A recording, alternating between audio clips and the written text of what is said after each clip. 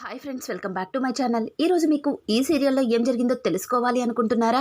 అయితే వెంటనే మనం సీరియల్లోకి వెళ్ళిపోదాం. ఇంట్లో అందరినీ మోసం చేసి చివరికి శ్రీమంతంలో కూడా దర్జాగా కూర్చున్న స్వప్నని ఇక రుద్రాణి అయితే అస్సలు తట్టుకోలేదు. నిజం మొత్తాన్ని బయటపెట్టి నిర్దాక్షిణ్యంగా స్వప్నని బయటికి గెంటేయాలి అని చాలా గట్టిగా అనుకొని ఇక స్వప్నని బరాబరా తల్లి కొడుకులిద్దరూ కూడా ఈడ్చుకుంటూ వెళ్తారు. స్వప్న తన మనసులో వీల్లేదు, ఇప్పుడు కనుక నేను ఇంట్లో నుంచి బయటికి అడుగు పెడితే తిరిగి నేను ఇంట్లోకి అడుగు పెట్టేదే లేదు, ఏదో ఒకటి చేయాలి అని చెప్పి కాసేపు స్వప్న ఆలోచించి వెంటనే వాళ్ళ చేతులు విదిలించుకుంటుంది. ఇంకా వెళ్ళి, కావ్య ఏంటి ఇక్కడ ఇంత జరుగుతున్నా సరే నోరిప్పవేంటి, చెప్పు, అందరికీ నిజం చెప్పు అని అడగడంతో స్వప్న మాటలకి కావ్య ఆశ్చర్యపోతూ చూస్తుంది. ఇంకా అక్కడే ఉన్న కనకం, ఒసై ఒసై ఒసై నీ స్వార్థం కోసం మీ చెల్లెలెందుకే అడ్డం పెట్టుకుంటున్నావు, నువ్వు తప్పు చేసి కావ్యని ఎందుకు లాగుతున్నావు అని చెప్పి వెంటనే కనకం అయితే ఇంకా స్వప్న మీద చెయ్యి చేసుకోబోతుంది. కనకం అని చెప్పి స్వప్న అయితే కనకం చెయ్యి పట్టుకుని ఆపి, నీకు ఏమీ తెలీదు, నోరు మూసుకొని పక్కన కూర్చో కనకం అని అరవడంతో అక్కడే ఉన్న కృష్ణమూర్తి, అమ్మ చివరికి తల్లిని కూడా పేరు పెట్టి పిలిచే స్థాయికి ఎదిగిపోయావు, ఇప్పుడు నువ్వు చేసిన తప్పులకి కావ్యనెందుకు లాగుతున్నావు అని అంటుంటే, ఇదిగో పెద్దాయన ముగ్గురు ఆడపిల్లల్ని కనేసి ఎలా పెంచాలో, వాళ్ళకి ఎట్లాంటి పెళ్ళిళ్ళు చెయ్యాలో చేతకాన వాళ్ళు మాట్లాడడానికి వీల్లేదు, కాసేపు సైలెంట్గా పక్కనుంటావా అని చెప్పి ఇంకా కృష్ణమూర్తి నోరు కూడా మూయిస్తుంది. అలా కృష్ణమూర్తిని కనకాన్ని ఇద్దరిని కూడా నోరు మూయించేసరికి రాజైతే, చూడు స్వప్న, నువ్వు తప్పు చేసి ఇందులో కళావతిని లాగితే నేను అస్సలు ఊరుకోను. అసలు కళావతిని ఇందులోకి ఎందుకు లాగుతున్నావు?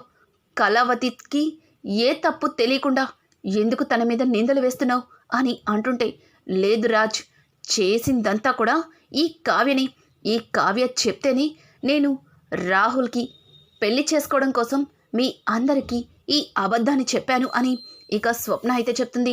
స్వప్న అలా చెప్పడంతో, అక్క ఎందుకే నా జీవితంతో ఆడుకుంటున్నావు, నువ్వు తప్పు చేసి నన్నెందుకు లాగుతున్నావు అని అంటుంటే, అబ్బా నువ్వు నిజంగా నా రక్తం తోడ పుట్టుకున్న చెల్లెలివి కాదే, నా రక్తం తాగే రాక్షసివి, లేకపోతే నీ స్వార్థం కోసం ఇంత జరుగుతున్నా సరే నోరు విప్పట్లేదంటే నిజంగా నీలాంటి గొప్ప చెల్లెలు ప్రతి ఒక్కరికి ఉండాలే, ఇప్పటికైనా నోరు విప్పవా అని ఇంకా స్వప్న మాట్లాడుతూ ఉంటే కనకం తట్టుకోలేక, ఒసై నువ్వు చేసిన తప్పుకి కావ్యని అంటే మధ్యలోకి లాగుతున్నావు, అయినా కావ్య ఏ తప్పు చేయదు, కావ్య ఎట్లాంటిదో మాకు తెలుసు, నువ్వు అవకాశవాదివి, అవకాశం కోసమే చూస్తూ ఉంటావు, నీకు కుదిరితే కన్న తల్లిదండ్రులు కూడా చూడవు, నడి రోడ్డుకి ఈడ్చేసి నాకు అనవసరం అనుకుంటావు, నీ స్వార్థం కోసం, నువ్వు ఇంట్లో ఉండడం కోసం మొత్తం నిందలన్నీ కావ్య మీద వేస్తే చూస్తూ మీ నాన్న నేను అస్సలు ఊరుకోం అని చెప్పి ఇక స్వప్నతో కనకమైతే గొడవ పడుతూ ఉంటుంది. ఇంతలో అపర్ణాదేవి అయితే, స్వప్న నువ్వు తప్పు చేసి ఆ కావ్య మీద ఎందుకు నిందలు వేస్తున్నావు, అయినా ఇంత చేశావు, ఇది చెయ్యలేదు అంటే మేము ఎలా నమ్ముతాం అని అనడంతో, లేదాంటీ, ఆ రోజు రాహుల్ కోసం నేను చచ్చిపోవాలి అనుకున్నాను, కానీ మా కావ్యే, నువ్వు చచ్చిపోవడం ఏంటి, రాహుల్తో నేను పెళ్లి జరిపిస్తాను, కానీ నువ్వు కడుపుతో ఉన్నావని చిన్న అబద్ధమాడమని కావ్య చెప్తేనే చేశాను అని అనడంతో, ఓ కావ్య చెప్తేనే చేశావా, మరి పెళ్ళైన తర్వాత అందరికీ నువ్వు ఎందుకు నిజం చెప్పలేదు, తర్వాత చెప్పుండాల్సింది కదా, కావ్య చెప్పడం పట్టించి కడుపుతో ఉన్నానని అబద్ధమాడాను, ఇప్పుడు మీ అందరినీ మోసం చేయడం ఇష్టం లేదని అందరి ముందు నిజమెందుకు ఒప్పుకోలేదు అని రాజ్ అయితే స్వప్నను నిలదీస్తాడు. ఇక స్వప్న, లేదు రాజ్, నేను చెప్పేది నిజం, తరువాత మీ అందరికీ చెప్పడానికి నాకు చాలా భయంగా అనిపించింది, అందుకే చెప్పలేకపోయాను, శ్రీమంతం ముందు కూడా మీకు చెప్పాలని చూశాను, కానీ ఈ కావ్య చెప్పనివ్వలేదు, ఇప్పుడిప్పుడే నా భర్త నన్ను ప్రేమించడం మొదలు పెడుతున్నాడు, ఇట్లాంటప్పుడు ఇలాంటి విషయాలు తెలిస్తే ఖచ్చితంగా నన్ను దూరం పెడతాడు, అలాగే ఇంటి నుంచి కూడా మన ఇద్దరిని పంపించేస్తారు అని నన్ను మభ్యపెట్టింది. అందుకే కావ్య జీవితం కోసం ఆలోచించి ఈ నిజాన్ని బయట పెట్టలేదు అని అనడంతో, అక్క ఏంటా మాటలు? నేను చెప్పానా? నువ్వే కదక్క ఎన్నోసార్లు ఇంట్లో అందరికీ చెప్పమంటే నన్ను చెప్పనివ్వలేదు. చివరికి ఇక్కడ నీ మీదకొచ్చిందని తెలిసిన తర్వాత మొత్తం నా మీదకు తోసేస్తున్నావు. ఇది చాలా అన్యాయం అక్క. నా జీవితంతో ఆడుకోవడం ఏమాత్రం కూడా కరెక్ట్ కాదు అని అనడంతో, నోరు ముయ్యవే, నోరు ముయ్. నువ్వు చేసిన పనికి నేనెందుకు శిక్ష అనుభవించాలి? అసలు నువ్వు చెప్పడం బట్టిచ్చే కదా ఇంట్లో అందరికీ ఈ నిజాన్ని చెప్పాను అని అనడంతో, లేదు నేనైతే అలా చెప్పలేదు అని అనడంతో, ఓ నువ్వు చెప్పలేదా? అసలు నేను కడుపుతో ఉన్న సంగతే తెలియదంటావేమో అసలు నిన్ను అని అంటూ ఉంటే, ఇక రాజ్ అవును తనకి కూడా నీ మోసం తెలియక ఇంతసేపు కూడా మౌనంగా ఉండిపోయింది. ఇంత మోసం చేస్తావని, ఇంతలా నిందలు వేస్తావని పాపం కళావతి కూడా ఊహించలేదులే. ఎంతైనా అక్కవి కదా, నిన్ను అంతగా అంచనా వేయలేదులే. కానీ నీకు ఇలాంటివన్నీ అలవాటని మా అందరికీ తెలుసు కదా అని అనడంతో, చూడు రాజ్ నేను చెప్పింది నిజం. కావాలంటే ఇప్పుడే నేను రుజువు చేస్తాను. కావ్యని చెయ్యి పట్టుకొని కనకం తల మీద చెయ్యి వేసి, కావ్య నిజం చెప్పు, నీకు కూడా నేను కడుపుతో ఉన్నాను అన్న సంగతి ఇప్పుడే తెలిసిందా? ఇంతకు ముందే తెలుసా? అమ్మ మీద ఒట్టేసి నిజం చెప్పు అని అడగడంతో కావ్య ఏమీ మాట్లాడకుండా సైలెంట్గా ఉంటుంది. ఇక స్వప్న తన మనసులో, ఏంటిది అమ్మ మీద ఒట్టేసి నేను చెప్పినట్టుగా ఇది కూడా నాకు ఇప్పుడే తెలిసింది అని చెప్పిద్దా ఏంటి? ఇప్పుడు కనుక ఇదిలా చెప్తే నన్ను ఇంటి నుంచి పంపించేస్తారు. లేదు కావ్య ఎప్పటికీ అలా చెయ్యదు. అది సెంటిమెంట్ ఫూలు. ఇంట్లో బంధుత్వాలు అని ఉండే రకం. అందుకే కదా ఇంతవరకు దాని నోరు మెదలకుండా చూసుకున్నాను. ఇప్పుడు కూడా అది అస్సలు అలా చెప్పదు. చెప్పవే చెప్పు. ఏం మాట్లాడకపోతే ఏమనుకోవాలి? చూశారుగా అందరూ, ఇది ఇంతకు ముందే నేను కడుపుతో ఉన్నానని దీనికి తెలుసు. కానీ ఇంట్లో ఎవ్వరికీ చెప్పకుండా దాచిపెట్టింది అని అనడంతో కనకమైతే ఒక్కసారిగా షాక్ అయిపోతుంది. అమ్మ కావ్య ఏంటి?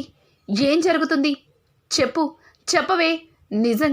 నిజంగా ఈ విషయం నీకు ముందే తెలుసా? తెలిస్తే ఎందుకు ఎవరికి చెప్పలేదు?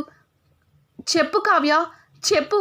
నీతో పాటు నీ అక్క జీవితం, ఇద్దరి జీవితాలు నాశనం అయిపోతున్నాయి. నోరు విప్పవే అని కనకం అడుగుతూ ఉంటే కావ్య అయితే ఇంకా నోరు మూసుకొని చాలా గట్టిగా వేడేస్తుంది. ఇంతలో రాజ్ కావ్య దగ్గరికి వచ్చి, కళావతి మీ అక్క చెప్పేది నిజమా? మాట్లాడు. నువ్వు మాట్లాడితేనే ఇప్పుడు అందరికీ నిజం తెలుస్తుంది. చెప్పు కళావతి చెప్పు. నిజంగానే అయితే స్వప్నం ముందుగానే కడుపుతో ఉంది అన్న సంగతి నీకు తెలుసా అని అడగడంతో కావ్య ఏడుస్తూ తెలుసు అని తల ఊపుతుంది. ఒక్కసారిగా రాజ్ అయితే, ఏంటి ఈ నిజాన్ని నీకు ముందుగానే తెలుసా? అంటే నువ్వు నన్ను మోసం చేశావా?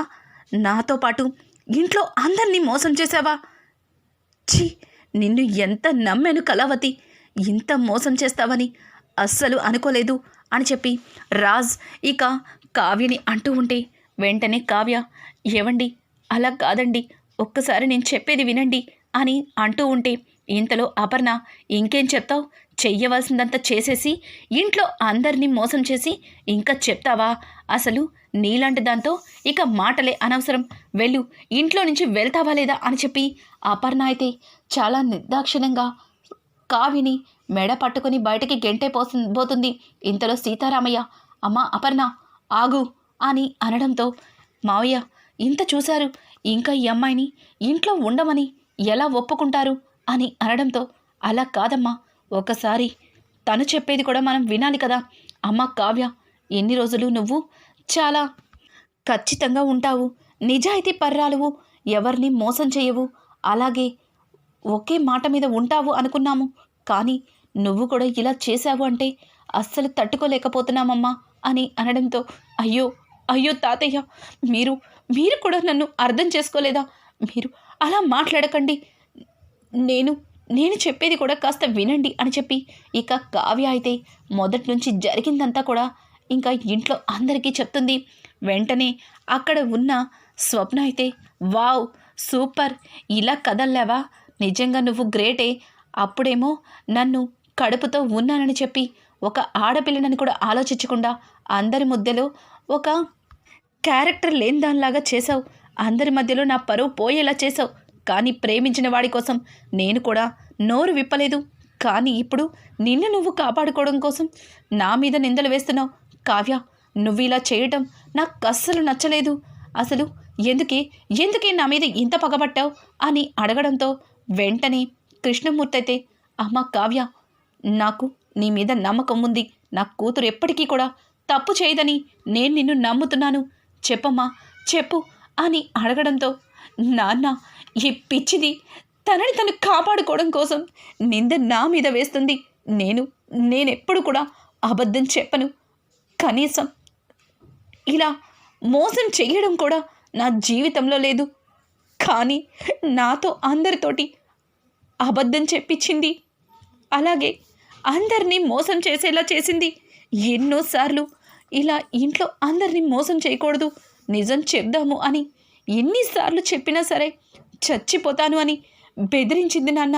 అందుకే ఇంట్లో ఎవరికి కూడా నిజాన్ని చెప్పలేకపోయాను అని కావ్య బోరున కృష్ణమూర్తి దగ్గర ఏడుస్తుంది. విన్నారుగా నా కూతురు ఎప్పటికీ తప్పు చేయదని. తనకి బంధువులన్నా, బంధుత్వమన్నా, బంధాలన్నా చాలా గౌరవం. అందుకే తను నోరు విప్పలేకపోయింది అని చెప్పి కృష్ణమూర్తి అయితే అందరి ముందు మాట్లాడుతూ ఉంటే, ఇంతలో రాజ్ మాత్రం అస్సలు ఒప్పుకోకుండా, లేదు, కట్టుకున్న భర్తని నన్ను కూడా మోసం చేసింది. ఇట్లాంటి మోసగత్తని ఇంట్లో ఉండడానికి వీల్లేదు. మమ్మీ చెప్పినట్టు తనని ఇంటి నుంచి పంపించేయడమే కరెక్ట్ అని చెప్పి ఇక రాజ్ అయితే కావ్యని ఇంటి నుంచి పంపించేయాలని చాలా గట్టి నిర్ణయమే తీసుకుంటాడు.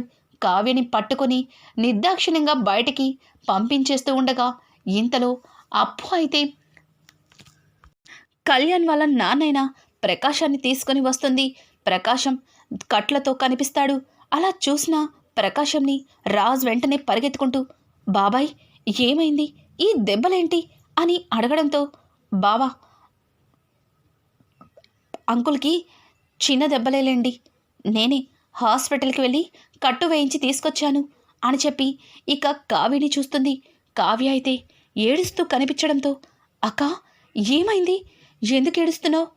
ఇంతకీ ఇక్కడ ఏం జరిగింది అని అనడంతో ఇక జరిగిందంతా కూడా కృష్ణమూర్తి అప్పుతో చెప్తాడు. అప్పు ఒక్కసారిగా, ఏంటి కావ్యక్క నిన్ను కడుపుతో ఉన్నాను అని అబద్ధం చెప్పమందా? స్వప్నక్క, నిజం చెప్తావా? లేకపోతే అక్కవని కూడా చూడను, లెఫ్ట్ అండ్ రైటు ఇరగదీస్తాను, చెప్తావా లేదా అని అంటూ ఉంటే, ఏంటే బెదిరిస్తున్నావు? చిన్న పెద్ద నీకు లేదా? ఏంటే చిన్న పెద్ద? నువ్వు తప్పు చేసి కావ్యక్క మీద నిందలు వేస్తే చూస్తూ ఎలా ఊరుకుంటాననుకుంటున్నారు? బావా, నాకు ఒక్కరోజు గడువివ్వండి, నిజమేంటో నేను బయట పెడతాను.